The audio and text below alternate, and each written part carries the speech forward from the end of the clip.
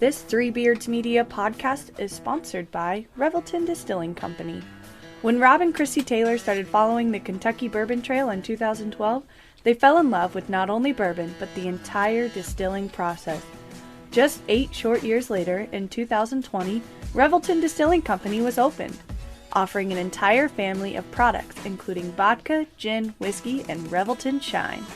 Come visit the tasting room at 1400 West Clay Street in Osceola, Iowa, where you can sample one of their many spirits, including 4 gold medal winners.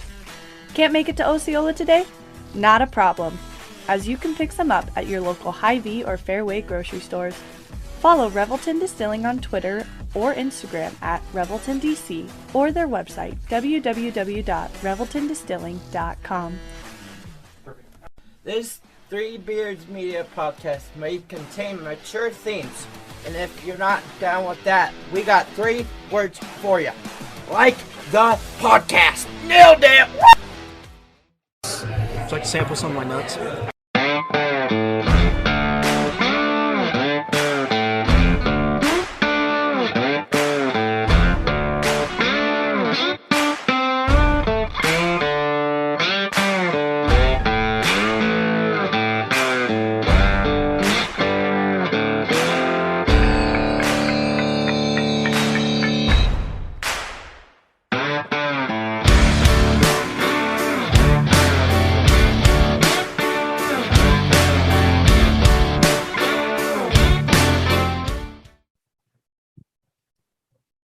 Hello, and welcome to yet again another edition of Old Man Strength, a podcast of Three Beards Media and brought to you by Revelton Distilling Company.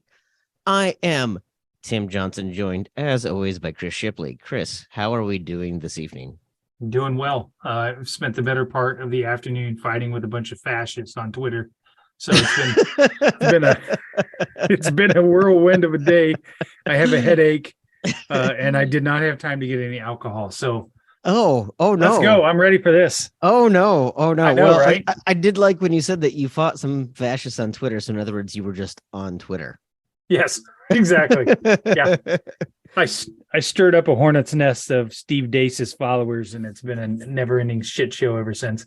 I don't understand what is going on with that guy. I don't understand why his audience continues to grow. None of that. Whatever. Yes. Okay. Well, good.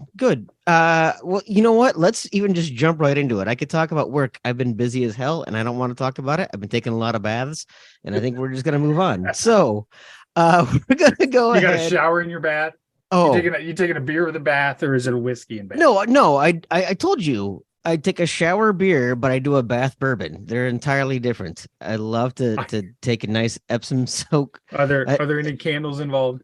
There are no. Ooh, there should be candles. Usually, what there is a tablet playing like Dateline. I'm getting a visual. Which means we should probably not talk about it. Yeah, no one needs a visual of me in a bath. But anyway, I'm excited to go ahead and talk to our guest this evening. He is an author, I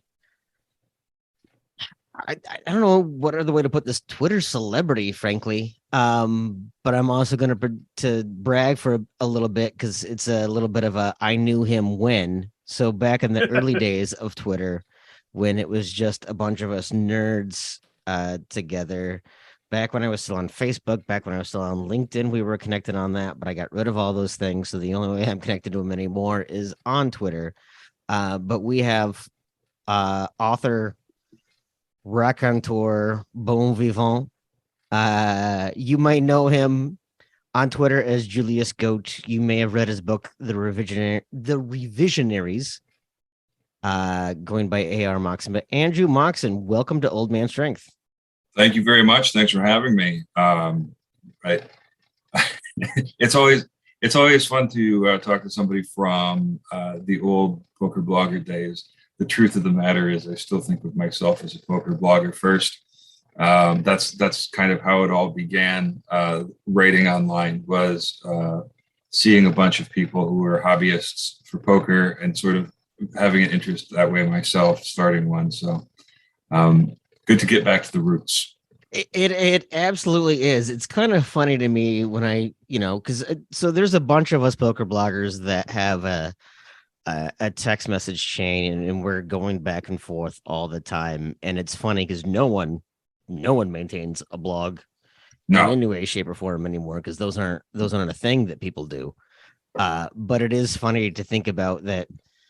I mean, we talk about this as it wasn't even the internet in its nascency. It was really only 10, 15 years ago when all of that went down, but that also That's feels right. like a very long time ago.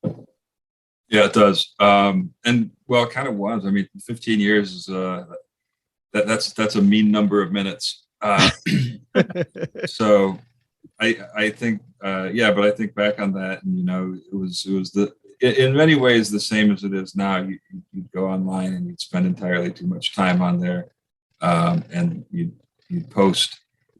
I would post extremely long posts about one piece of nonsense or another, hand histories, complaints about bad beats, complaints, brags about huge pots or whatever.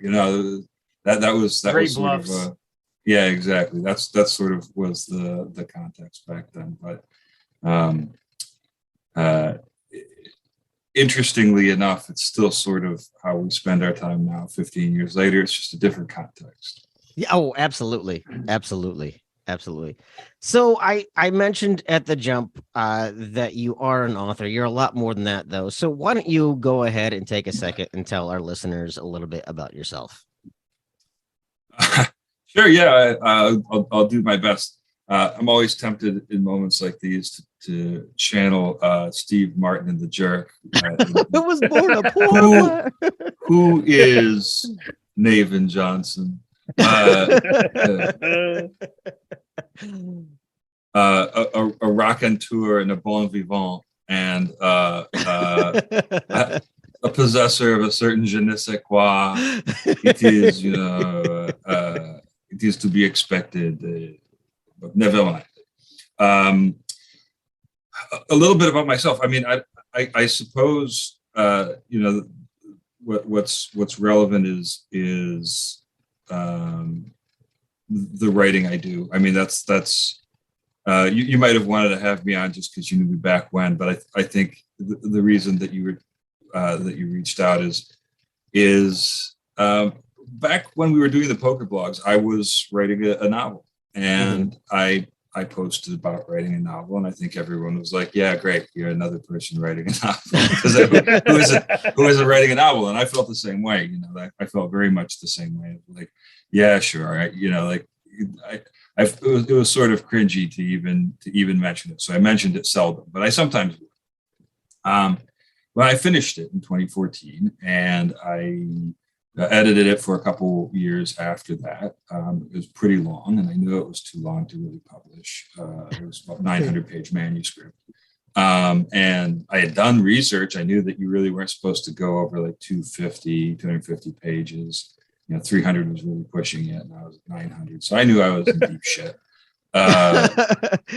But yeah, just to be clear, 900 was too long, and you settled on 300 was too long. I settled on 900.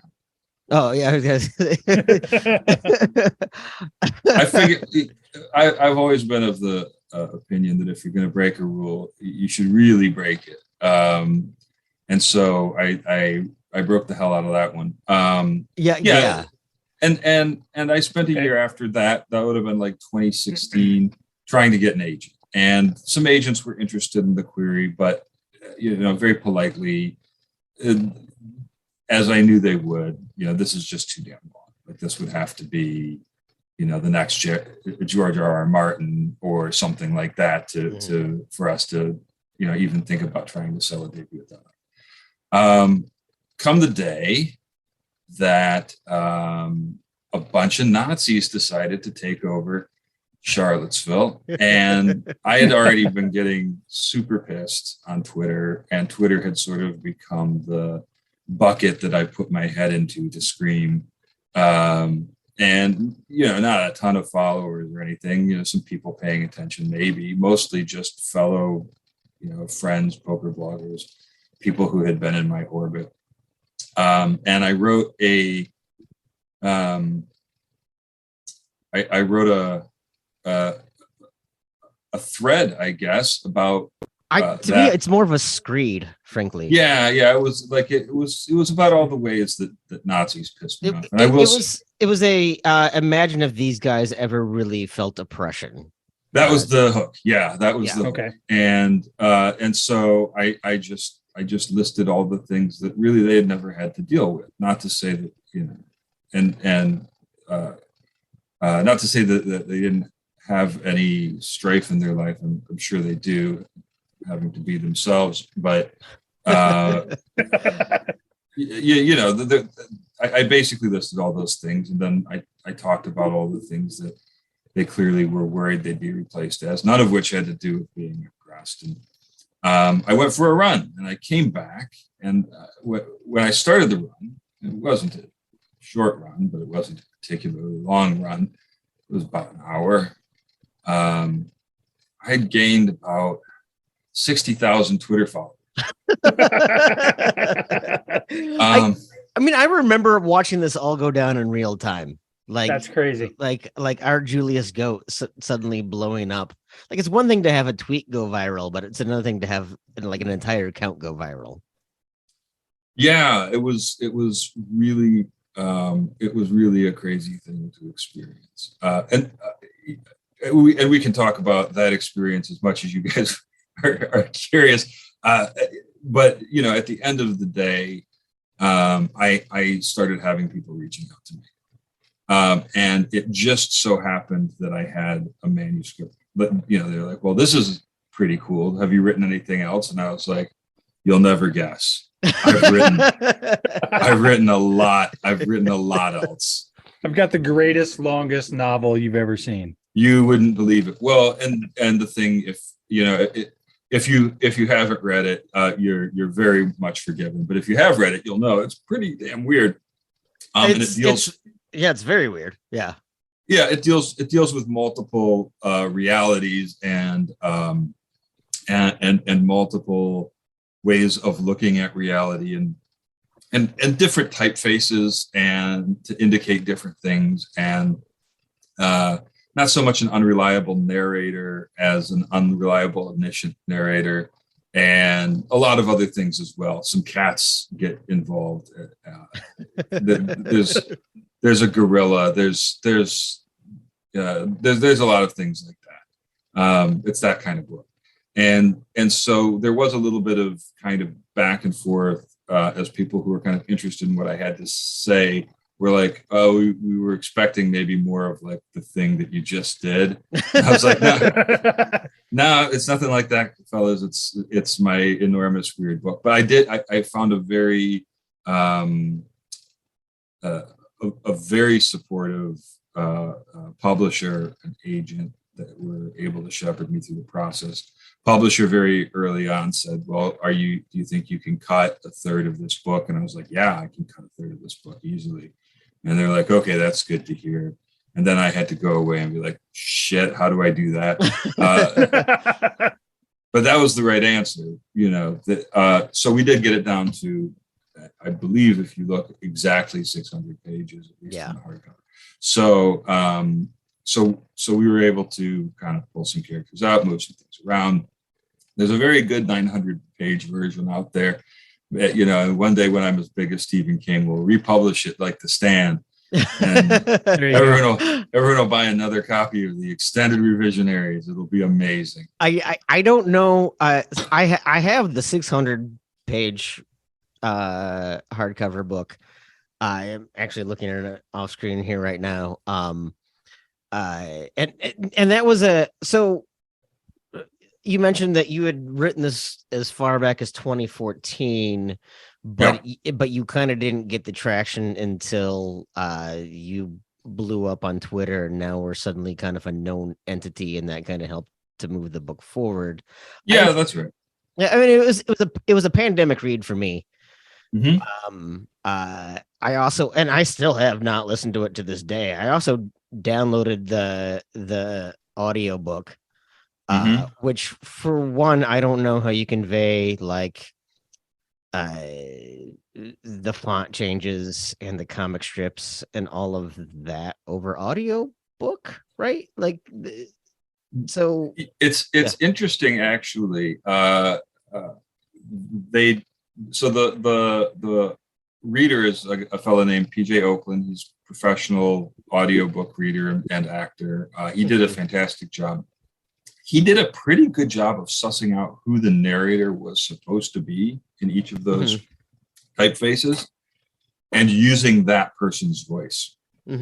So the voice was adjusted and it was done that way in a way that I appreciated. I thought it got across what those changes were doing as well as anything could. And there were a number of moments where I really felt bad for the audiobook team, just, at some point, whether during recording or probably before, as they were figuring out how to record it, running into one thing or another and just being like, well, shit, what do we do about that? There's, just so you know, Chris, there's a moment where it shifts over. I drew a comics page, a page of a comic book, and I interpolate, and my buddy Juanito Moore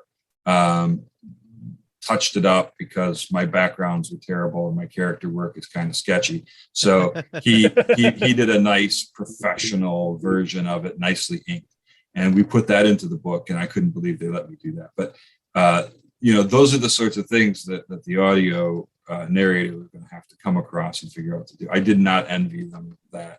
Well, yeah, I mean, it becomes almost a mixed media in a sense at that point. Yeah, very much so. So at what point while writing this book, and I'll preface this by saying I have zero creativity in my body whatsoever, although I do work in marketing, so I don't know what that tells you. But through that process, at what point do you go, this is either like exactly what I want, or this is just one big jumbled mess? And I guess I'm asking, did you ever question yourself? Because it sounds like it's, something completely unique. Did you ever question yourself that, is this even viable? Yeah, for sure. I question myself a lot, and that all happened before I started writing in earnest. So the idea for the book and a lot of the writing for the book really started in 1999 with a buddy of mine named Ben, who's I credit in the acknowledgments at the end of the book. And I also, the book is dedicated to him, as it had to be, because he and I wrote maybe 400 or 500 pages of just craziness in 99, 2000. And I always saw a narrative thread. And, but to me, it was like, well, this is just a pipe dream. It's just too crazy. It's too weird. It's this and that. And I got to the point around 2012 where I had been thinking about it and never let go of me all that time. And so I got to the point where I was like, well, yeah, it'll probably fail in terms of, it won't get published for sure. And nobody's ever going to read it for sure. And you might not even like it. That could happen.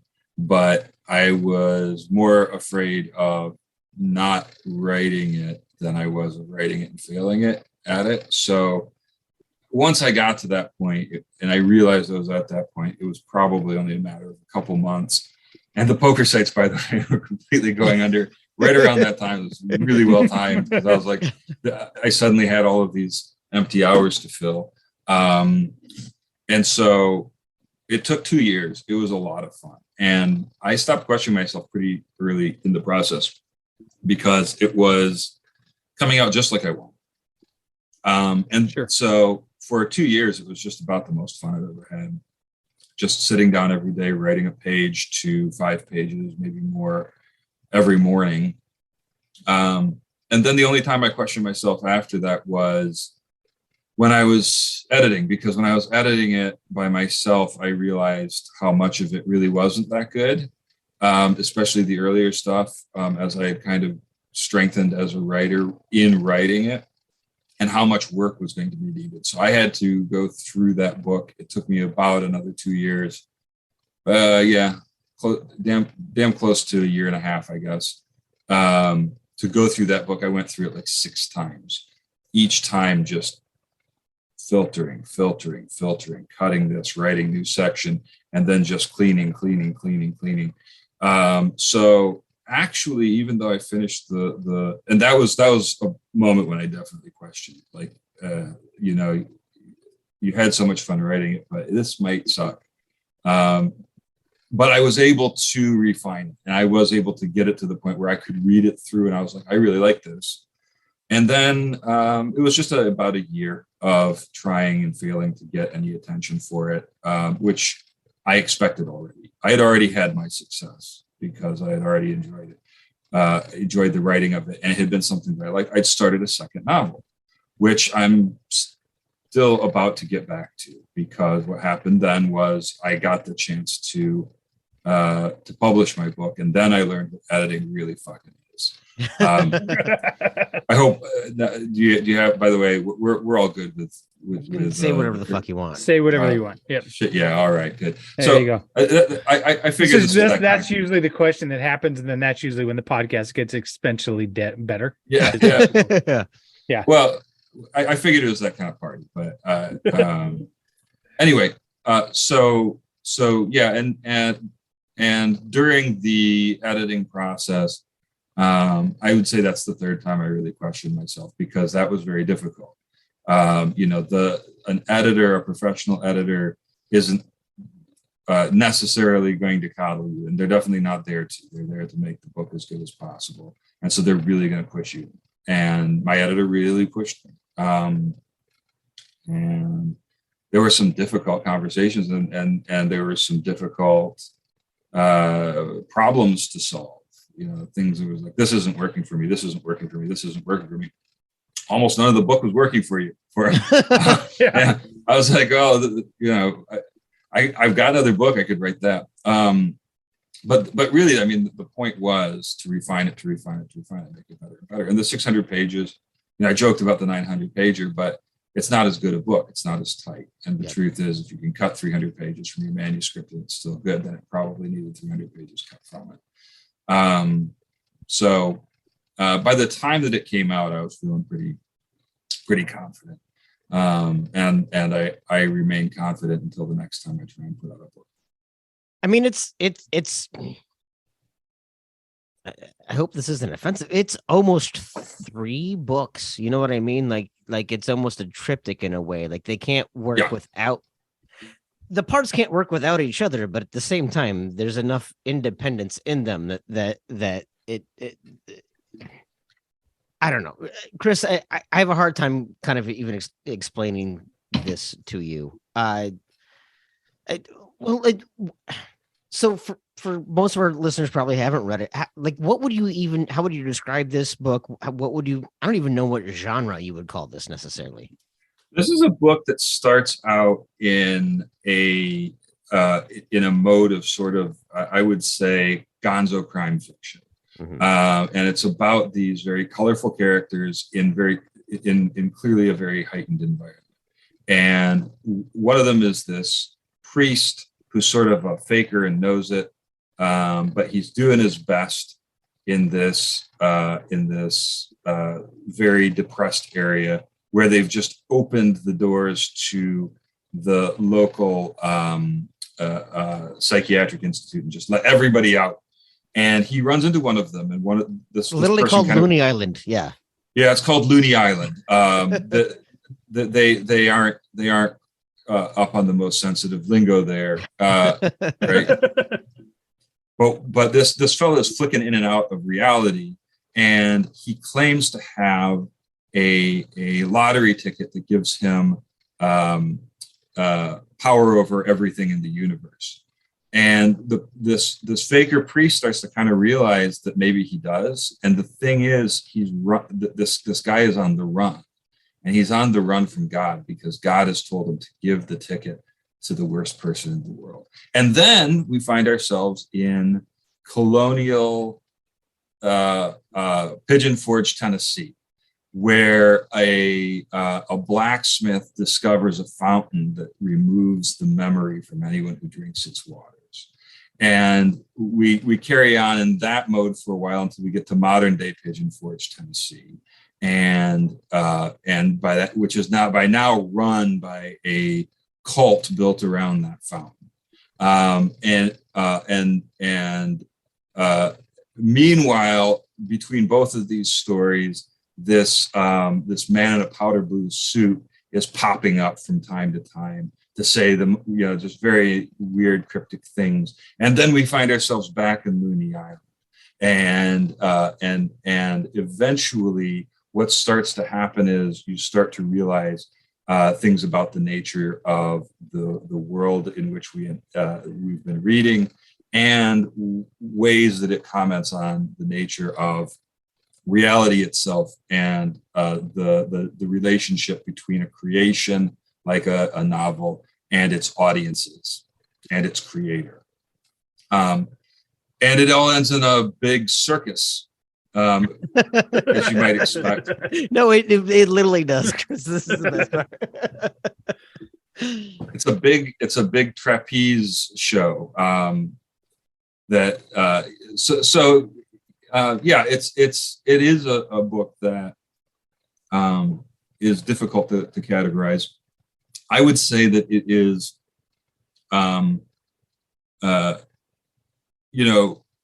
as far as genre, I was attempting for literary fiction, but it crosses many genres, and I was attempting to write in many modes. So in the first section, I'm trying my hand at something that might be in the realm of a Tom Robbins, or a Kurt Vonnegut.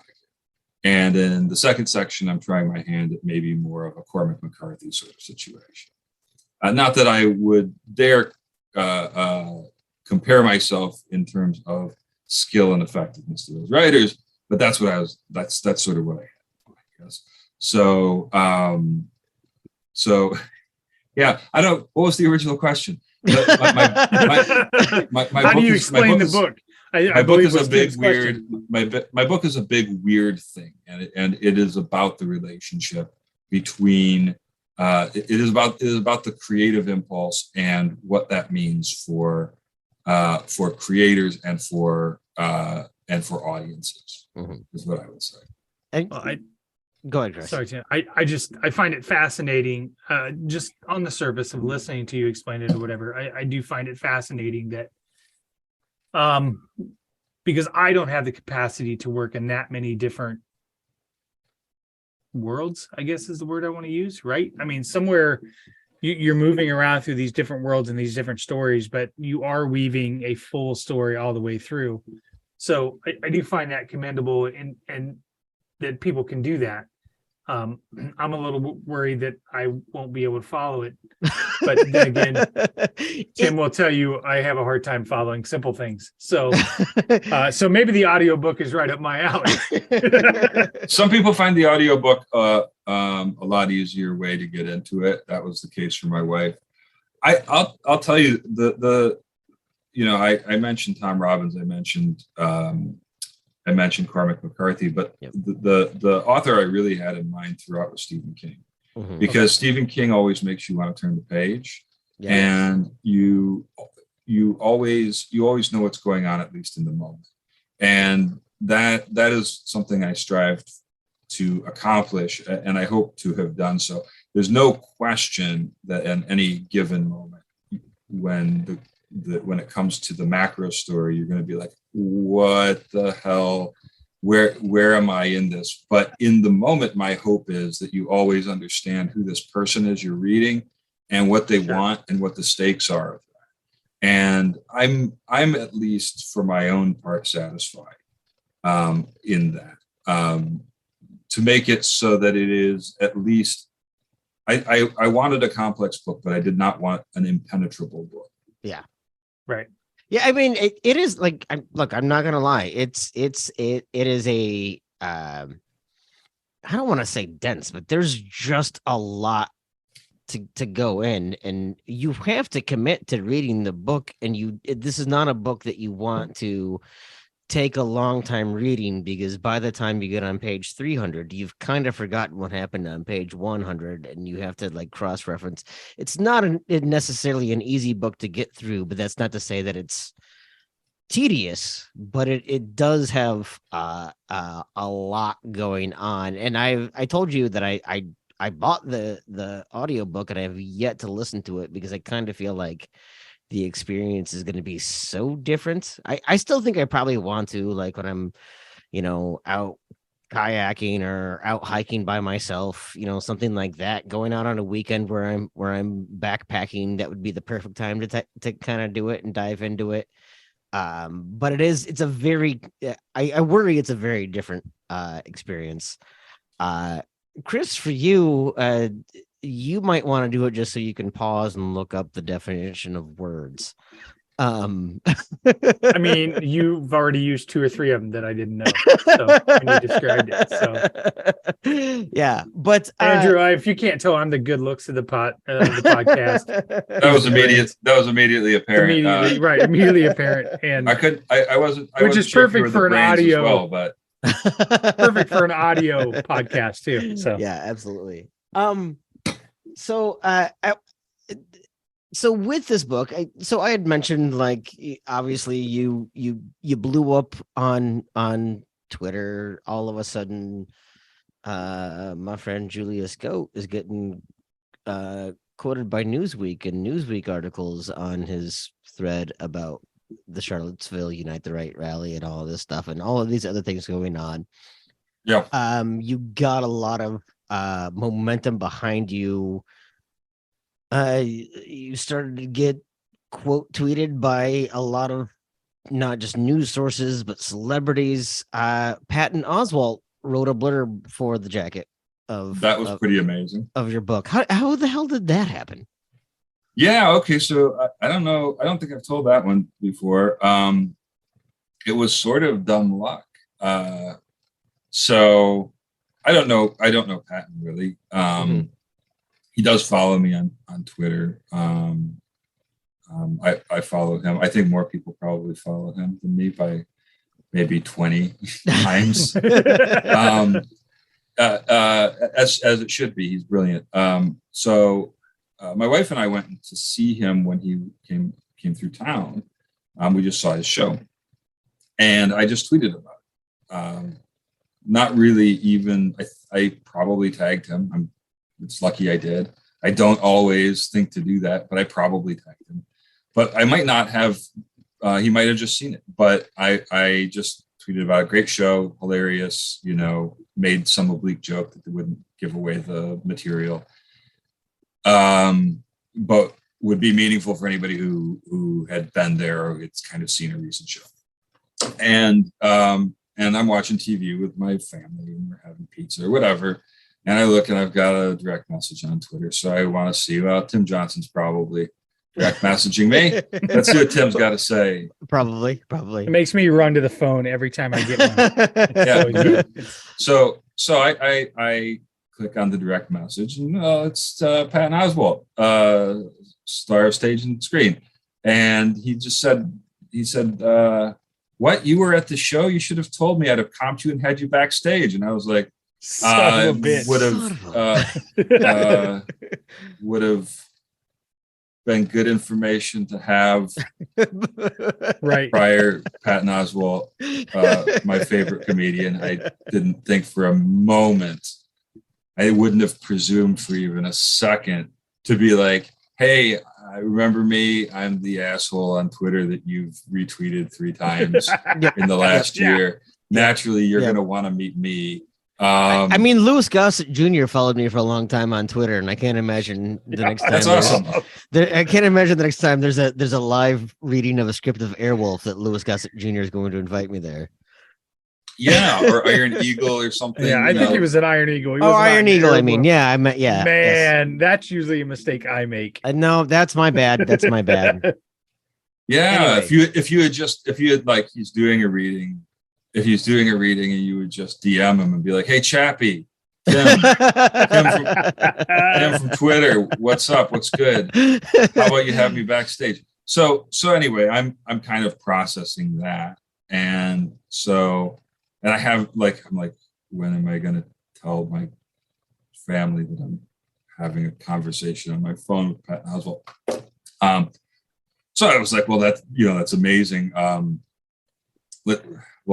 guess I had I had no idea that was something I should do. He's like, next time for sure. Now that was right before that was before COVID, so there has been no next time. Although I have seen him since in the audience. But I decided to shoot my shot. I was like, hey, Patton, I got a book coming out. It's in galleys right now. And if you would be interested, I would love to have you take a look at it. And he was like, oh yeah, that'd be amazing. He shot me an address to somewhere. So I was like immediately on with my publisher. I was like, okay, very quickly now, here you go. Right. And then the guy gave me a blurb. Nice, like, didn't have to do that. Like, nicest guy in the world, right? Like, it was a great blurb. It kind of compared it to the Bible, frankly. Yeah, it was just amazing. I was like, so, starting out and just saying, well, nobody's going to ever read this. Patton Oswalt, just to start, like, that's enough. I was like, at that point, I really was kind of in a place where I was like, well, I guess it's probably going to sell more than 10 copies, but I don't really care. Like everything that had happened up to that point was so amazing. And other people who blurbed it too, Audrey Niffenegger wrote The Time Traveler's Wife. I love that novel. I read that 10 years earlier. I couldn't believe that I was getting a blurb from her. Kelly Link, Tom McAllister, whose book Fight podcast I really liked, and has written a number of excellent books, and so many others. Ben Dreyer of Dreyer's English was very nice, and he was actually going on tour with his much more successful book right around the same time. We had been Twitter buddies back when we both had like 300 followers, and so he was so kind. He was actually on a book tour because his book was big enough to support that, and he was talking my book up while on his book tour. So just a lot of really wonderful things that happened around that time to sort of help give the book a bit of a boost as well. So just wonderful, magical little moment there. But the Patton Oswalt conversation was so surreal. Like, just sitting on my couch, just like, okay, talking to Patton. Yeah, I know. I like, if I would have said like, oh, yeah, I would have comped you tickets. I would have been like, motherfucker, like, come on. But I mean, as far as a debut novel, you did all right for yourself for a debut novel. Obviously, you can read about your novel in the New York Times and NPR and the Washington Post. Like, obviously, it was not just a blip on the radar.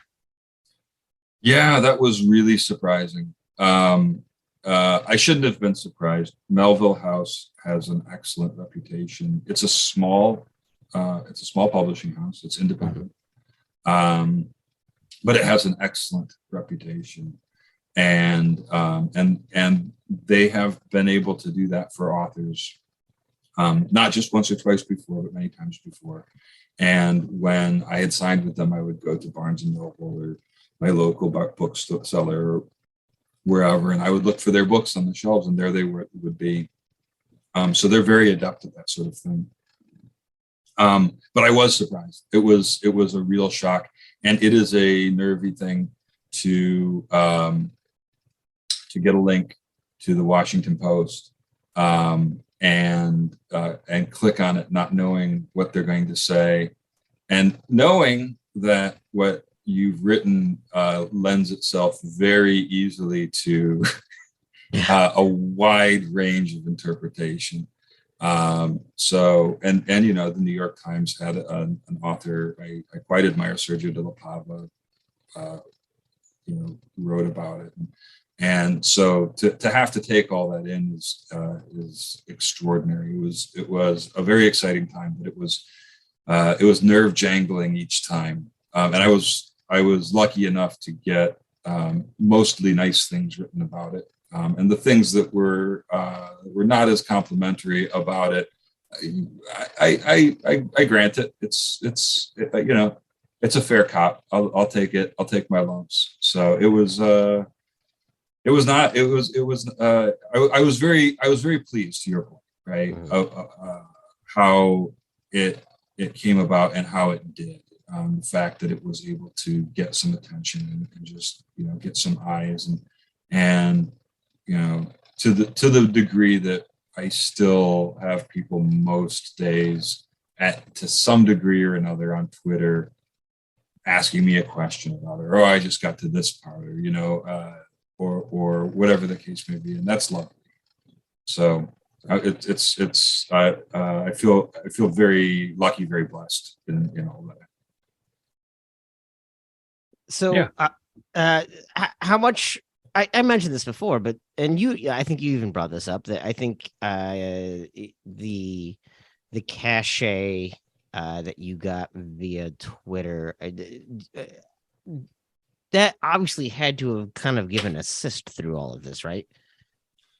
I don't think it would have happened without. And the only reason I say that is the book was going to have to find a willing publisher. It was going to have to find the type of publisher that isn't so much willing to take a gamble, although any debut is going to be that, any book is going to be that, and certainly a big weird one is, but actually wants to publish that sort of thing. And they're out there, but you have to find them. And if you're just kind of searching about on the ground level, they're looking for you, you're looking for them, but everyone's kind of like, searching in pitch black midnight, no stars, with rather dim flashlights for each other, And what Twitter does is it puts up a flare. Mm-hmm. And so when that happened, it brought attention to me to a degree that the right person was able to find me. So a lot of people found me, and they looked, they looked at what I had, and they very politely said, "Well, that's very nice, but that's not what we thought you had, and that's not what we're going to do," and that was that, and fair enough, right? But it was something that was basically we were able to find each other in that because of that. And then the fact, that I had suddenly a very large platform is attractive to a publisher as well. And it probably helped to some degree, that I'll never know to what extent, with the calculus, do we want to publish this book? And it helped it get, a hardcover as opposed to a paperback. Maybe it helped get a little bit more of a focus from the marketing team. And again, I don't know, because, they're running their business and they're making those decisions and those calculations. And as is appropriate for them to do. So if I had 3 times as many Twitter followers, then maybe I would have gotten even more, or maybe it wouldn't have made a difference at all. I really can't say, but I have to assume that it helps to some degree. Well, I want to go ahead and touch a little bit more on Twitter again, because that's where probably you and I have spent the most time for sure together. But I want to go ahead and grab a word from our sponsor, Revelton Distilling Company. So we will be back with Andrew Moxon right after this break. It's fall, it's football, and no better time to celebrate those victories or soothe away those losses like a drink from Revelton Distilling Company. Imagine a cool, crisp Saturday morning at your tailgate, friends and family enjoying a quick morning cup of coffee spiced up with Revelton's Whiskey Cream and Liqueur. Their cream liqueur is made from a 3-year-old Iowa corn bourbon whiskey with a cream and notes of chocolate and honey. Wow, does that not sound like the perfect way to begin a day watching your favorite team dominate on the field? Then after the game, sit back and relax with one of a kind, honey old-fashioned with Revelton's Honey Whiskey. Oh, and something new and exciting is on the horizon, so be sure to check out all their updates on their Twitter or Instagram page at ReveltonDC. Once again, we are talking with author, Twitter personality, poker blogger. I don't even know how else to describe him, Andrew Moxon. Andrew, before we took a break, I had mentioned I want to talk a little bit more about Twitter, because you were just Julius Goat for the longest time to me. Yep. In fact, you didn't even put AR Moxon on your Twitter at all. You were just Julius Goat, Julius Goat. Yep. And we mostly, I think, followed each other for not even poker content. Usually it was just the post. Once all of the poker websites went down and it was just a bunch of people being sarcastic online for the longest time. Yep. Back in what I would call the heyday of Twitter, frankly. Those are the good days. Yeah, those are the good days. Oh, I remember like 2009, 2010, my friend Andy, who has since passed away, he and I had a whole chain going back and forth on jokes that spoons make. Right.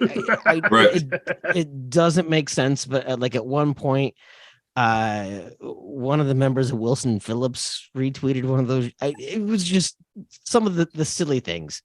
That's what Twitter is best for. That's what it really is meant for. And that's what it should be. I know that you're on Mastodon now. I don't know how you're finding Mastodon. No. I like it actually. I'm finding with any platform, I'm usually looking for ways to sort of like I like to see what people are doing. I like to find different things. Like what can I do that's different? What does the format lend itself to? Yeah. Nothing has really come to mind with Post yet. Nothing has really come to mind Hive yet. Any of the others. But Mastodon's kind of fun. It seems to be getting some traction in terms of engagement. It feels the most like Twitter. Kind of Twitter as it was, Yeah. It's like the Gandalf the White version of of social media, I guess. But it has like almost twice as much space. At least on the server I'm on, you can do about 500 characters. Mm-hmm. Wow. And so there's just a little bit more room to stretch out, and it's just a little bit more chilled out and laid back. It feels like. So I'm doing more. I've taken to actually posting some excerpts from the book just to kind of give a sense of that, because the additional length usually will fit some of my longer sentences, and which Twitter never had any time for that. And I've also I think I'll just start doing more things like that. I think it'll I don't know. I'm starting to get a picture of it. I'm still on Twitter a lot, and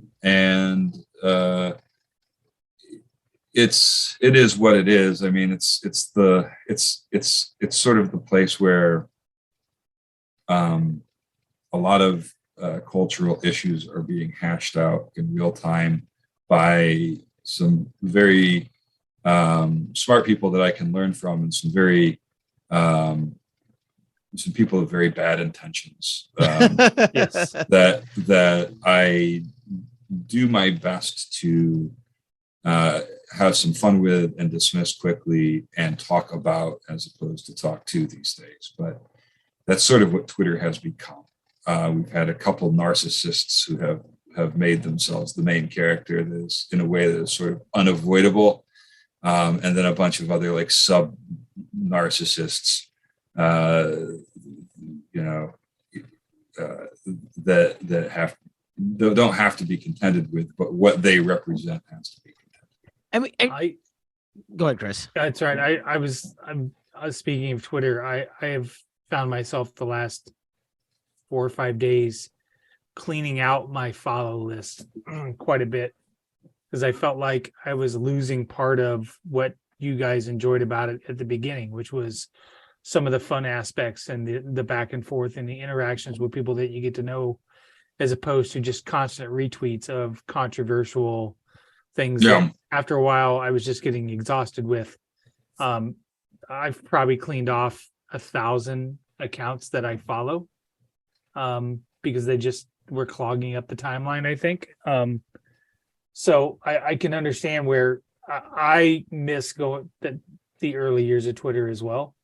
You wouldn't be able to tell today because I've been in an absolute dogfight all day long with a whole slew of fucking crazies that, I mean, holy smokes, it's a cult. But anyways, that's a whole nother. I mean, apparently, to your point, that's how you get recognized on Twitter, is you go after a bunch of fascists like you did in Charlottesville. So apparently, I'm just not near as good at it. Well, I think too. I mean, you know, look, I have enjoyed a good Twitter street fight as much as anybody. But I think that the thing that has real utility is usually, at least, you know, in my experience, it is not so much when you're dunking on, you know, a group of Twitter Nazis or assholes or fascists or, you know, blinkered moderate, you know, head in the sand types or whatever it might be that's annoying you that day. It's not so much that, it's more understanding, well, what is the urge behind it? What's driving this? And then starting to really interrogate it and pick it apart. So, you know, the whether it's what's useful or what is good for driving engagement and getting people's attention, either way, I found that what the best thing, usually if I'm dunking on somebody, eventually everybody kind of looks away. They're a little embarrassed for me, I think. Like you're you know, if and again, I do it all the time. I mean, you know, to be fair, it is a republic, not a democracy. That's my thing. So if you ever see me, yeah, that's a good point. If you ever see me reply to you, America is a democracy, that's sort of like getting the phone call and hearing 7 days. You're getting blocked. It's all going down. That's the last thing you're going to hear from me unless you give me the old call and response. Of actually it's a republic, and then I'll give you a Yahtzee and then you're out of here. But if you give me no satisfaction, in the next 12 to 24 hours, you're gone anyway. That's basically me turning on the house lights, and I do it very quickly these days because I really don't have a ton of time for it. As certainly not as much as I used to. I used to do a lot more of that. So now it's basically just, okay, I see what you are. I see what you're about. Let's see if you'll show me what you are. Yep, there it is. There's the old call and response, and we're out. I don't know. No, I mean, what I really try and get at, what I think is useful is, let's unpack the thing that is behind that urge, and why is this successful, and what is it that about it that is really grabbing a hold of people, and what is it about it that makes people want to exonerate it, right, or look the other way, or not deal with it, or minimize it in some way. So that's been a lot of what I do on Twitter, and it's probably always going to be the thing that has been read more than any other words that I read, are those things, especially the ones that really got a lot of engagement on social media and went viral. More and more, I've been taking to writing longer stuff on a newsletter, which is also hosted by Twitter, which they have a newsletter app called Review. It's basically a Substack competitor. I'm very concerned that it's going to stop working any moment now, and my whole cash will go. Yeah. So I may have to be moving sometime soon, but I've I've been more interested in digging deeper into that and into just how do I encounter these things and what do I think they mean? You know, what are the not so much the motivations that you hear, but what are the truer motivations that are demonstrated by what actually happens, and how can we see them? How can we maybe cast them in a new light that allows us to understand things that we already know are right or wrong, but have been obscured in ways purposefully, that have been, that have been changed into something more confusing. And I don't know. I'm a little far afield here, probably from the original question, but as I just think about like, well, what do I do? You know, like what is Twitter good for? It's good for telling jokes about what spoons say and getting Wilson Phillips to retweet. That's the first thing. That is its original intent. And I try to make sure that I'm at least 33% tomfoolery at all times. But the other thing I think it's good for is to really unpack those things. And then when people interact, so I've done a series about this idea that I've been working on called sabotage. The idea is that we all want things that are broken to be fixed, and yet repair seems to never come. And what does that indicate? And to me, that indicates that there is some sort of misalignment. There is an alignment toward brokenness, and towards paying higher costs of brokenness as opposed to paying the natural costs of repair. And the reason for that is paying natural costs of repair are shared, and there are people who don't want to pay any costs. And I would call that sabotage. That's kind of the elevator pitch of these like 60,000 words. But people will come in and they'll say, well, you haven't considered blah, and you haven't considered this, and you have, and my response always is, yes, that's exactly the kind of attitude I'm talking about. That's right. We do look for ways to not repair. We do look for all these excuses, and we do offer them not as, obstacles to solve and overcome that we have already resolved that we are going to overcome, but as just reasons to not even think about the problem, right? And so that's the sort of value I see in Twitter is you're able to put that kind of an idea out there, and then people are going to be able to respond to you in ways that are revelatory to the thing you are talking about. Or, and that's if you're right. If you're wrong, then you're going to learn something because you're going to get schooled about some assumption that you have. Yeah. And that I find very instructive and useful. I mean, I think so. Certainly, it was. Side note: it was not lost on me when, because you talked about this novel for a while, and when you finally released the novel, and I went, "Holy shit! This guy who is so good at making complex things very concise for the characters on Twitter released a novel that's 600 pages long." Holy shit, this guy that could say less with more said more a lot, right? But because there's so many kind of things to unpack, I think what I appreciated was that it was not that no tweet was the discussion. It was a starter, right? And so, and there have been a lot of back and forth, and then people say different things and you respond to that, or, the other poker guys and I always joke about, I got goated whenever you retweet us and suddenly we're fucking spammed with likes or comments or angry, whatever.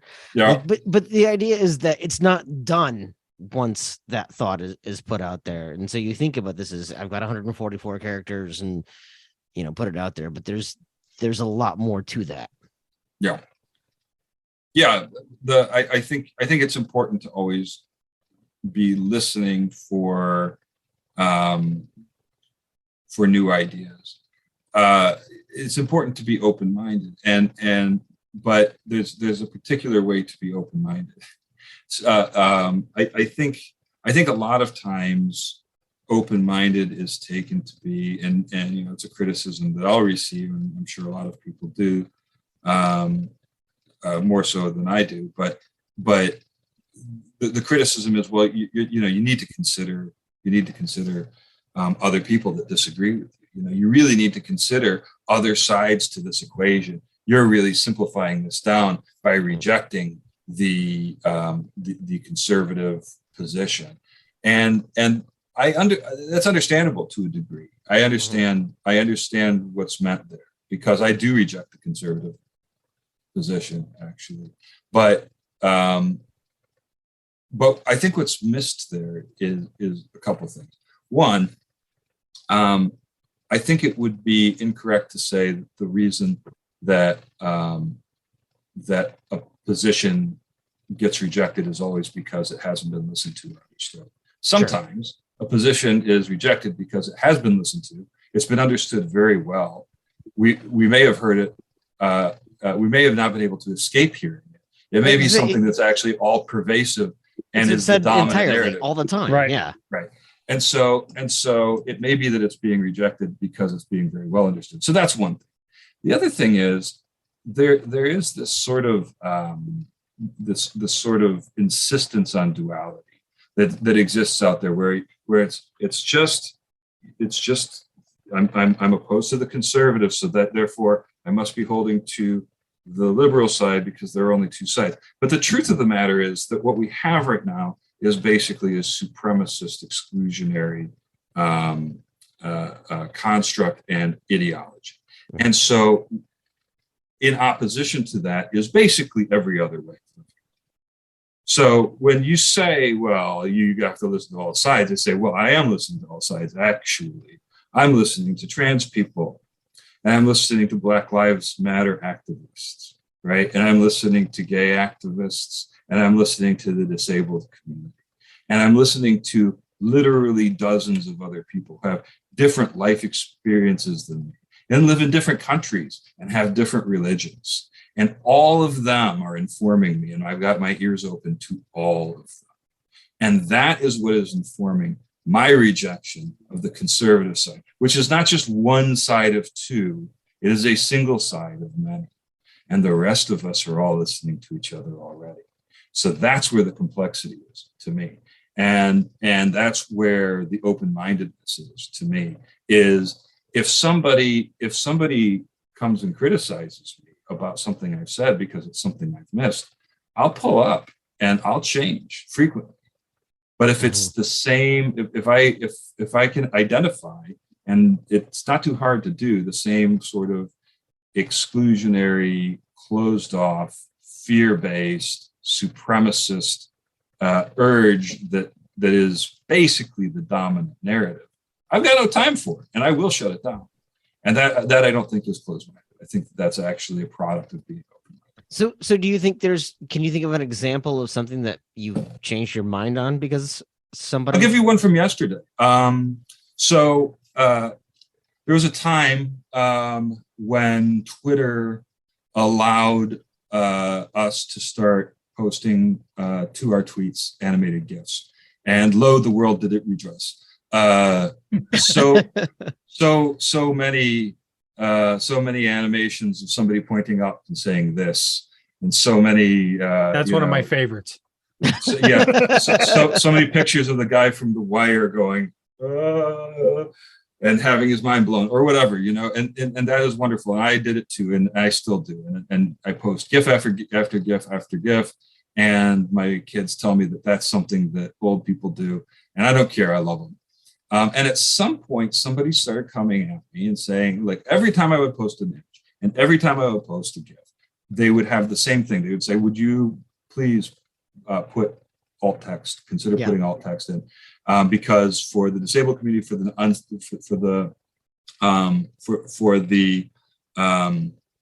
hard of vision community, that's not the correct term, I'm forgetting, but you get the idea. Sight impaired. Thank you. Heart of Vision, though. I do like that one. Heart of Vision, right? Heart. I had hard of hearing, right? But so this was the request, and my reaction was, Jesus Christ. Yeah. Like, don't I have enough to do? But here's the thing. I had to ask myself, well, does this matter to me? Do I really care? Because this is the moment where I reveal my true intentions. Do I actually care about these things? Well, yes, I do. So now, most of the time, I will put in alt text, and sometimes I don't. Sometimes I'm just replying to a friend, and I figure, well, this probably isn't going to bother anybody if I don't, and I'm just in a hurry. And the truth is, I do value my own convenience over a vision impaired person at that moment. I do. Yeah. That is the reality. And I can't say I don't know, right? But most of the time, and more these days, I do. Now, and in fact, I started having fun with it, and I started realizing, oh, you can actually write very descriptive. You have 1,000 characters. You can write very descriptive terms. So I started writing more and more descriptive terms. And yesterday I posted one. I don't like to quote tweet Elon Musk. I call him the Twitter landlord, whose name I don't remember. And so I screen capped something that he said, and then he posted a picture of his gross bedside table that was covered with like drink rings and had two guns. There were two guns on the bedside table. I was like, well, that's one way to get the advertisers back. Well done. Check out my John McAfee bedside table. Oh God! Oh God! Right?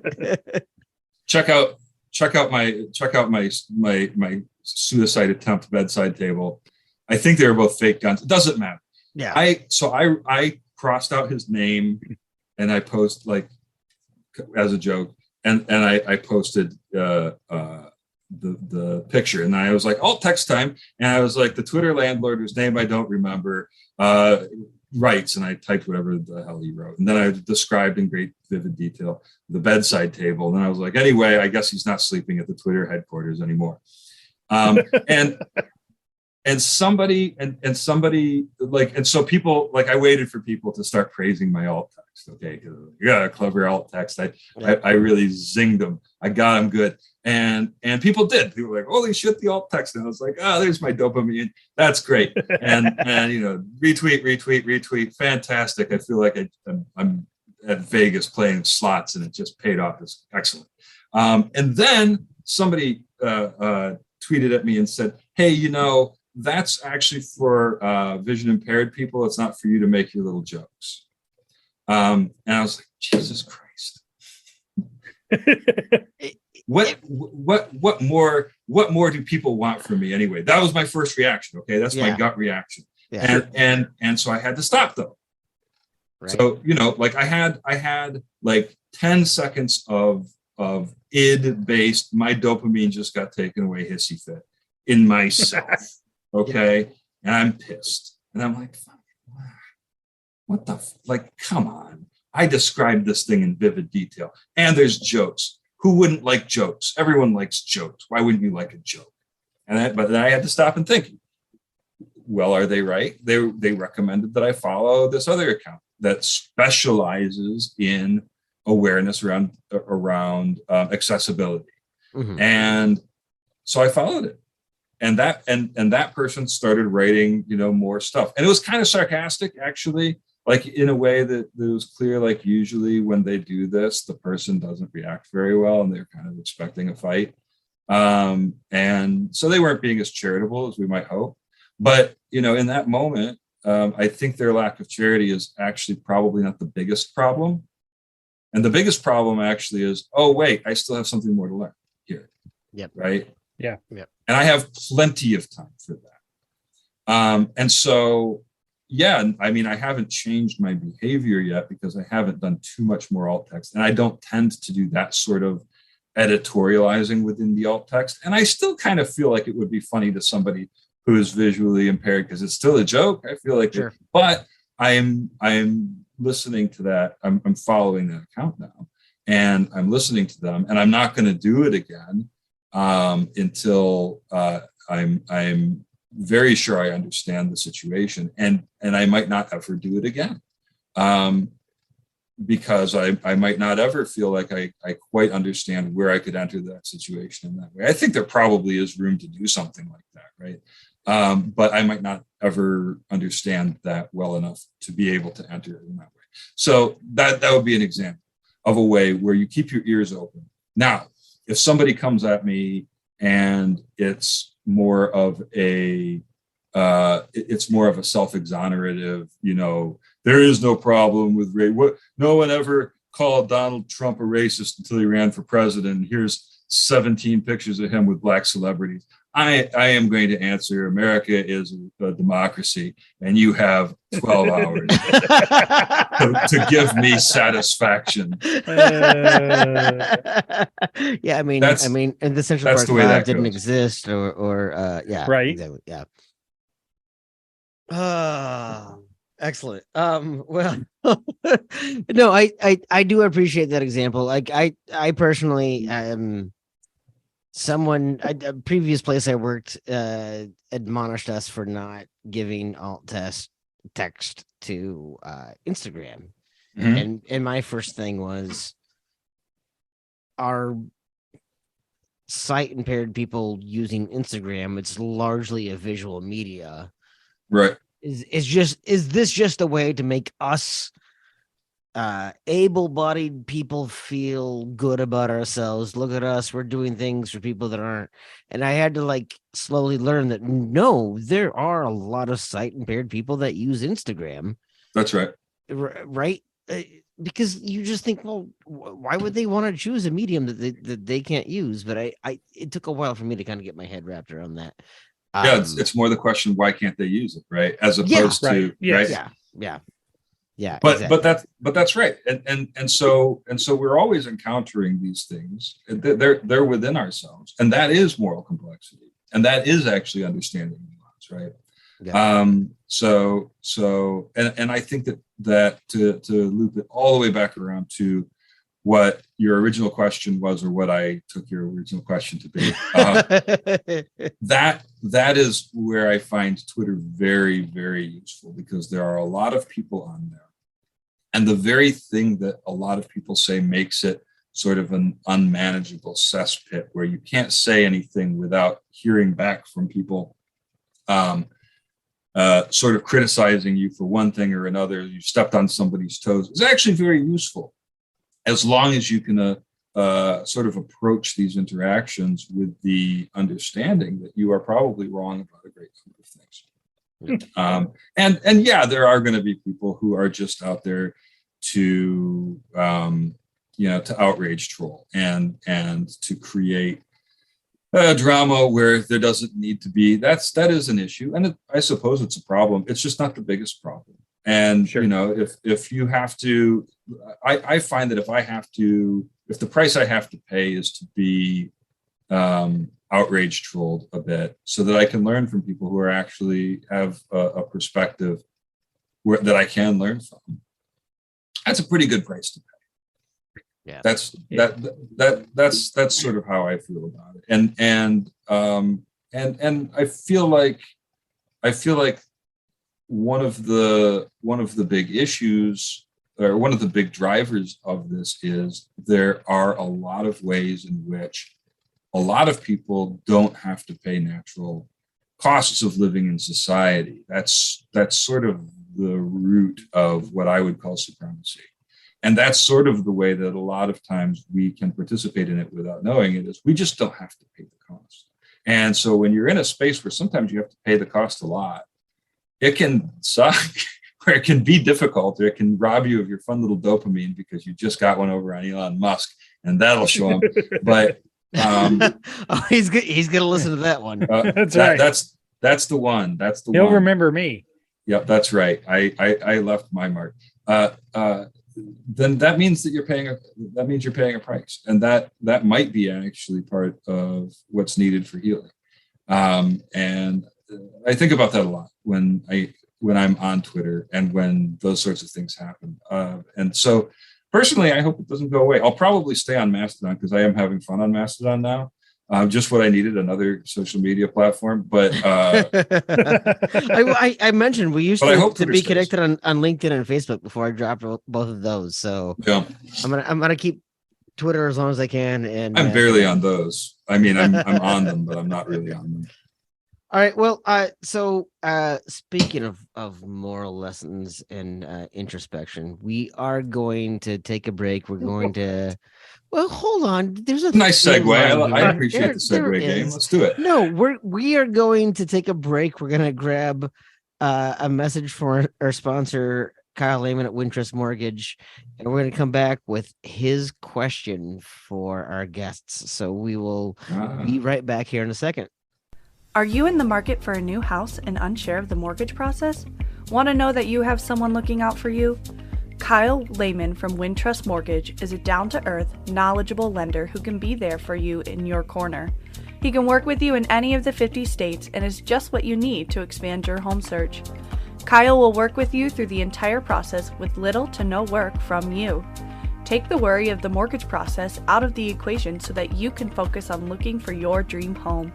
Contact Kyle at www.wintrust.com/Kyle-Lehman or call him at 515-473-0546.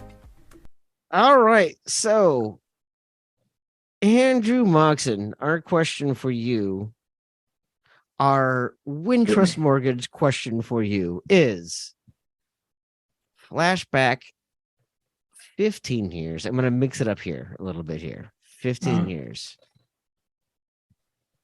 You can Marty McFly it to the future and give yourself advice. What would you tell yourself? Or what would you go back and tell that young kid? That young kid, Jesus Christ. I was a lot younger then. So we all were. 15 years ago. 15 whole years, actually, yeah. Yeah, 15 years ago. So 15 years ago, it's 2007. Yeah. I've probably just won my first Mookie. That was a poker blogger tournament, by the way. That was a poker blogger tournament. I love that. Bill, you're welcome. You got that joke. You're the one listener who got that joke. Anyway, that's a good question. I'm tempted to go with something glib like don't shove with those with those kings. That didn't work out for me. Let's see, piece of advice. I think I would probably want to make sure. I don't even know if it would be so much advice as I would just want to tell myself, because I was kind of working myself up to a point of getting ready to actually write that book about 15 years ago, that had been on my mind for almost a decade. I think I would just want myself to know that it worked out. Honestly, I think I would want to give myself that, like, yeah, it's going to work out. It's actually going to work out. You don't have to spend a lot of time telling yourself, don't worry, it's not going to work out. It's fine that it's not going to work out. I did a lot of that. It was necessary. I needed it in order to just kind of get the job done. Was like, don't worry about any of the other things that might come. But you know what? It's going to work out okay. It's going to be all right. Boy, that's a deep question, man. I'll probably have to think about that one for a long time before I come up with something good. Maybe it'll be a blog post or a tweet storm or something. Ooh, I like this. Here's my advice. Here's my advice for myself. Because in order for me to really answer that well, and every once in a while I'm good enough in the moment to be able to do it, I would have to think about what is it that I probably don't know yet. And that's a possible thing that takes a minute to do. So I guess that's my answer is I think I could have saved myself probably a lot of useful and fueling yet sort of defeated self-talk around the project that I was getting ready to undertake. But honestly, I don't have a lot of like, oh, don't do this, don't do that. I might tell myself, don't get out of the market rate in 2016. The market isn't about to crash. It's actually the corruption is about to take off quite a lot. The market's going to go up in a big way. I might have told myself that, but get into Bitcoin and then get out about 2020. Yeah. Don't listen to Matt Damon when he shows up on the Super Bowl. Get out. That's when you get out. Oh, that's him funny. and Larry David. No, that's right. But Larry David, Larry David at least kind of did it in the Larry David way. Matt Damon kind of just came out and called you. Yeah, literally when Bitcoin crashed, I just heard the Curb Your Enthusiasm music the entire time. I do appreciate that you did say that you're going to blog about it, which was kind of a little bit of a slip because I do feel like your newsletter is just your secret way of blogging. Oh yeah, no, there's no doubt. It's a blog. It's not a newsletter anymore. I mean, it was a newsletter. It was a newsletter like 3 years ago when the book was about to come out. That was newsletter. Like I had a few things about the book, and here's how the book came about. And then I was like, I don't know what else to say about the book, but hey, you can buy the book. You want to buy the book? Here's the book. And then every once in a while there'd be something else about like my doings as an author that I thought was worth a newsletter. It was really when I started blogging, like when I started using it as a blog, that's when it really started becoming something again. And it's really where I have the most fun now. Twitter's fine, but the blog is a place where I can really stretch out. And I need to now figure out how to write a little bit shorter. Honestly, I need to get back to short because the last one was like 6,000 words. And it just came pouring out. It was all just kind of one like there. I look forward to your next newsletter about the latest Texas Hold'em tournament that you're at. That might happen. I might just start poker blogging again. Let's just bring it back full circle. There you go. That's all I want. That's all I've ever really wanted to do, Tim, is get back to poker blogging. I think I've got an idea for a novel about poker. So Bobby Bracelet and I were working on this novel together where we were writing. He told me. Oh, did he tell you about that? Yeah, he told me about that. Yeah, we were writing this novel together, and it never like we were happy. Like we actually found a similar voice we could write it, and all of this, and we thought it would be a great idea to have a novel published by like 4 authors, and it never got farther. But I like that idea. I also like that idea of a poker based novel. I would be all about helping you write that. I would read that. That's awesome. Yeah. I was not online poker playing quite a bit. I played quite a bit of tournaments here locally, and we actually had a group of about 7 or 8 guys that would rotate and play little mini tournaments every week and build. Cribbage at the church isn't the same thing. It's not what that was. It was cool. No limit hold'em. Thank you very much. It might surprise you, Tim, that I was actually not bad. It might shock you a little bit. Yeah, yes. The idea that you're not bad at anything does surprise me. That's fair. Yeah. I would classify myself. I played many thousands of hands of Hold'em, and I would have to say that I was, in my opinion, pretty bad. I was pretty bad. I got the tattoo that's on my arm because I was playing really well. And then Iggy told me, wait, who's up right now? Oh, yeah. Tim is. And then he took all my money, and I walked away, and I got a tattoo. So, what is your best beat, probably, and worst beat? Either one of you. Everybody's got a poker story. You go ahead, Everybody's got a poker story. I have to think about it. Boy, I was getting killed playing. This involves gambling blues. I had no business staying on a hand, and I ended up with a flush, and Tony got mad, and he just walked away, and I felt at him, and he just walked out of the room, and I walked out of the house, and I think he was just done with me forever. That might have been my best. That's the best one. The best hand I ever played. I lost a friend forever. That's not true. Tony and I are very good friends, but he by all intents and purposes he should have destroyed me, and I'm not gonna say I was even lucky. I was stupid. I was probably drunk and probably high, and I just made decisions, and it just went with that. Worst, I don't know. Andrew? The word I can't remember hardly a single hand I've ever played. The only one I can remember is I went to the World Series of Poker one time.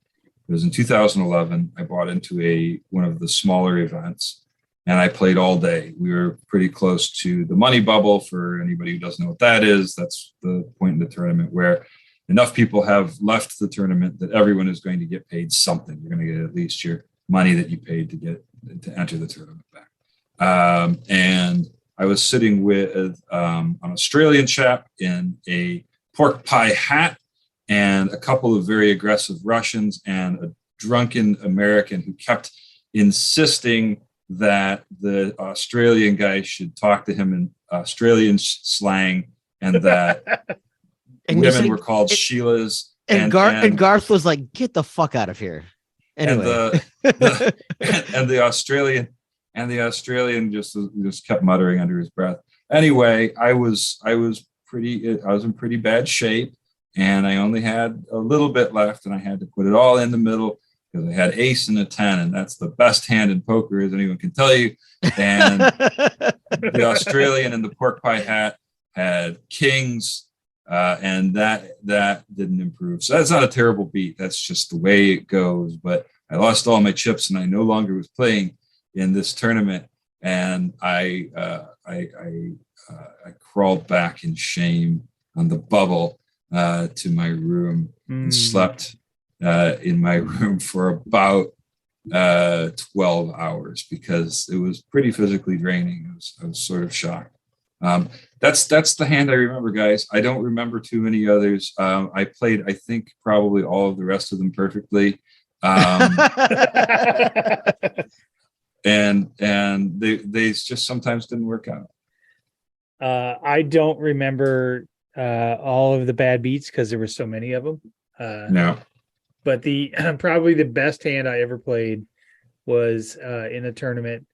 I was with some work guys, and one of the guys that we worked with played with us all the time. He was at the table, and I'm sure you've seen or played with a guy similar. He knows all the time what you had. You know, I knew you had that. You know, he very arrogant, knew everything. And this was probably 15 years ago, and I still remember the sequence of the hands. I got pocket eights. I flopped another 8. I slow played the entire time. He was in. I think he probably, if I remember right, was running on a flush draw. On the turn, I got the 4th 8. Still slow played it. He kept betting me. I called him. At the very end, he got his flush on the river. I checked. He went all in, and I flipped up those 4 8s, and the look on his face, and he looked, and he looked again, and he looked, and he looked again. And my other buddy at the table, Troy Sheets, said, "Scott, you ain't got shit over there that's going to beat him. I don't know what you're looking at." And he got so pissed. And I said, that's the find out. That's the find out. And I said, part "Scott, yeah. I don't know why you're so pissed off. You knew what I had. You know what everybody has all the time." He got See? pissed, flipped his cards up, walked away, and I was so proud of that every username I had for probably the next 5 years for any account that I created was gambling 8888. That Jesus was my username. Christ. You're the worst type of gambler, Chris. Seriously. Why? I like Why? hanging out. I like hanging out with Bobby Bracelet, where he'll just be an idiot the entire time. And you don't know if he's gambling well or terribly. He won't even look at his cards and he will I've done gamble. that. Yeah. I've done that before. Yeah, but I know, but I played straight hands without looking at my card. Let me ask you, what's the difference?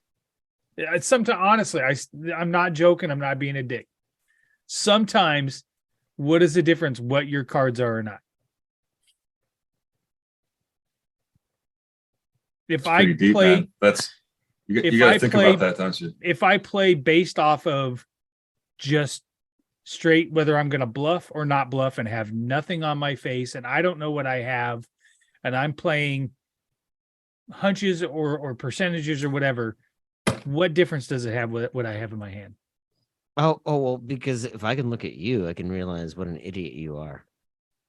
That's a cop out. Everybody can do that. Everybody can look at me and see what an idiot I am. Well, Chris, it matters at Showdown. That's the only time it matters. That's exactly right. At that point, it matters, right? But imagine playing somebody. And it's not arrogance because again, if I was good, I wouldn't be sitting here doing this podcast. I'd be in Vegas. But when you're playing somebody and they have not looked at their cards at all, how do you play that person? Oh, if they haven't looked at their cards? Yeah. Oh, that's when I look at their cards. You just reach right over. Let me see those. Yeah. cards. That's the best way I've found. I mean, I don't do it I all just the take a time, quick but peek. there are, one or two hands a night that when I play that I won't look at my hand. And I'll just play the game as it should be played. I wouldn't look at your hand either. You can be insulting all you want, but that's not changing the fact that you don't have an answer. Now, the next thing you do, Chris, is don't look at your hand and don't look at the board. Okay. That's interesting. Yeah. Yeah. That I may do. Just look at the dealer. Yeah, I had not thought of that. Yeah. That's the next level. Just look me straight in the eyes, Chris. That's right. Just make very firm eye contact with me the entire time. Yeah. Okay. Just strong, steady, slow eye contact with me. Not confrontational. Just I would. I would, Tim, but then all of a sudden I get that whole Bath bourbon thing in my head again, and then I'm ready to fold. Good. I know. That's why I put those pictures in your mind.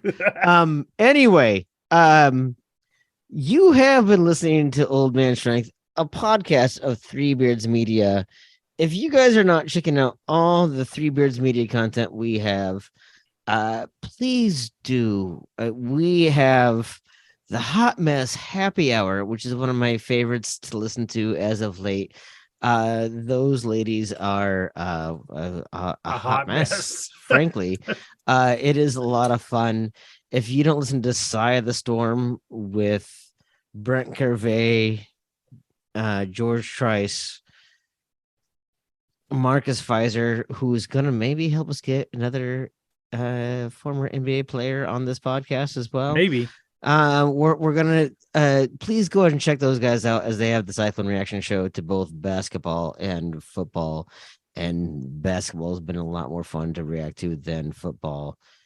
Please listen to my other podcast, Bitter Units, when we have episodes, when I can finally book guests, because no one in the brewing industry is free anymore, because suddenly after a pandemic everyone has activities going on every single weekend. Who am I missing, Chris? Fill in the blank with Anya. Didn't I say fill in the blank with Anya? You did not. No. I did not say fill in the blank. God damn it. That's my bad. Please listen to Fill in the Blank with Anya. Anya has A lot of she's just enjoyable to listen to in a pleasant voice. And, But unless she also, makes fun of the Bears, and then she's she- not my favorite. no, that's why she's my favorite. She makes fun of the Bears. So please go ahead and listen to all of the content that we have out there. We have a lot of new partners that we're bringing on. Chris, anyone else you want to talk about?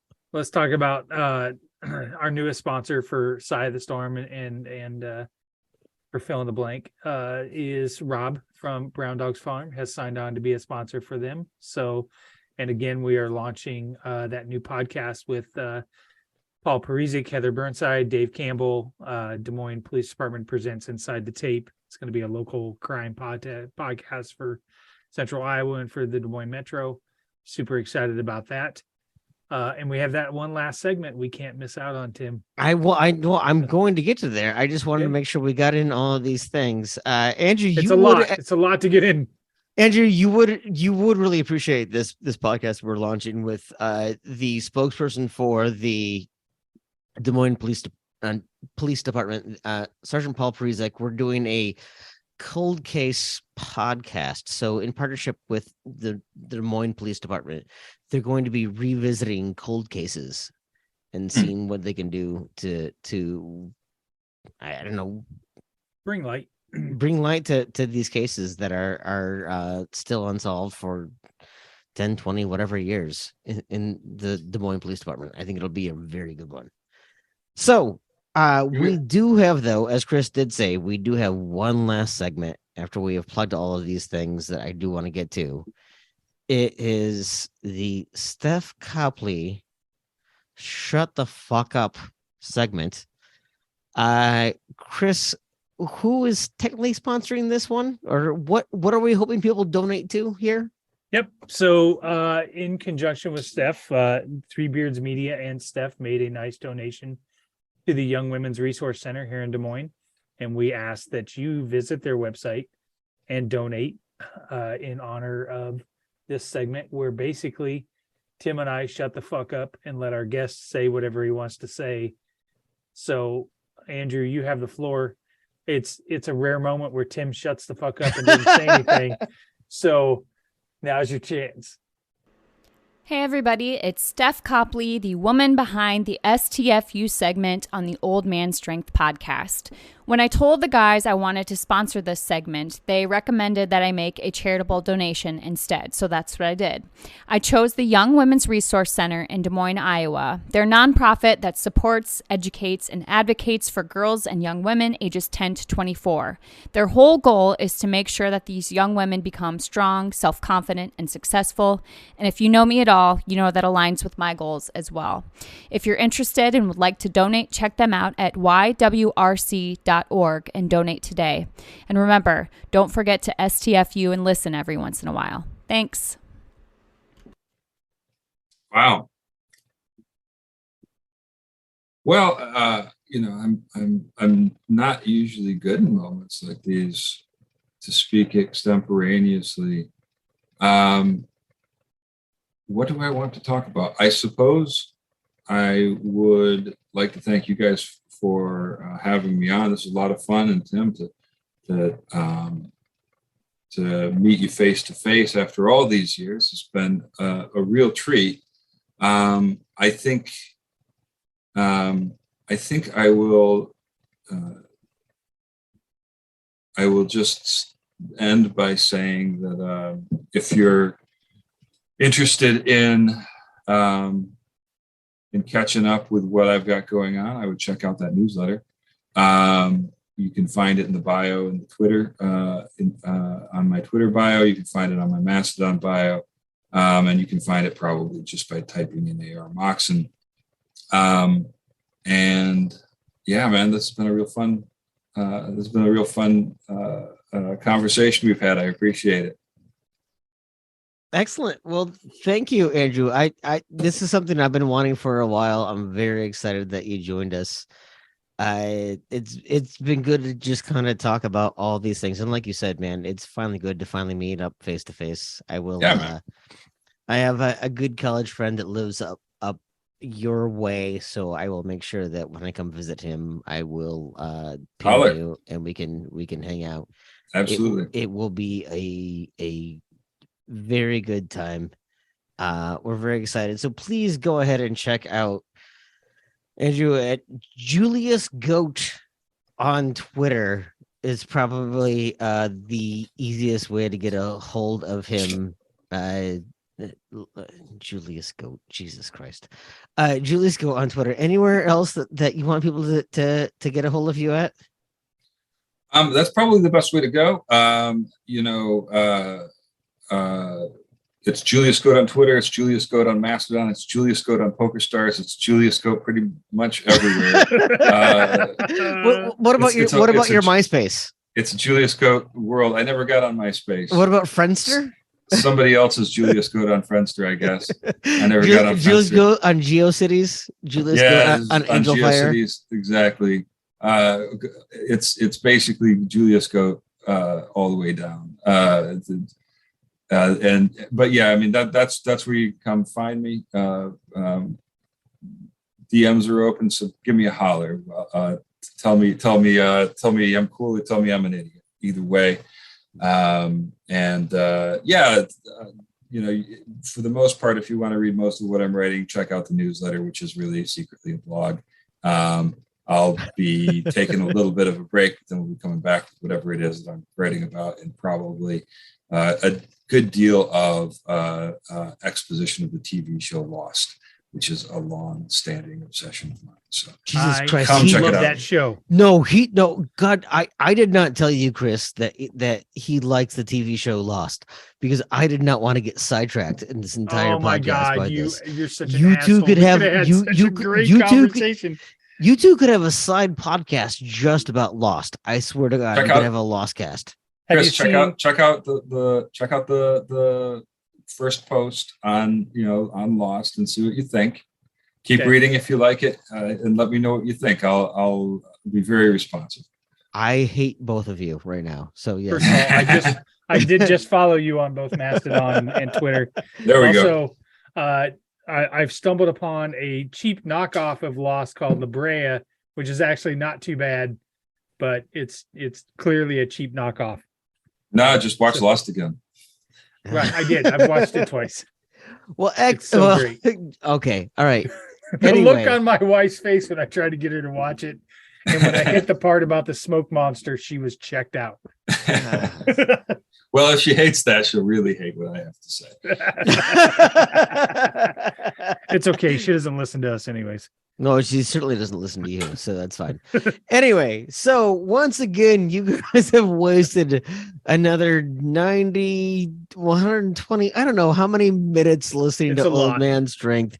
It's been a long time. Please go ahead and check out our sponsors, Relevant Distilling Company, Wintrust Mortgage. Once again, I am Tim Johnson, joined by Chris Shipley. This has been Old Man Strength, a podcast of Three Beards Media, and we will see you guys next time.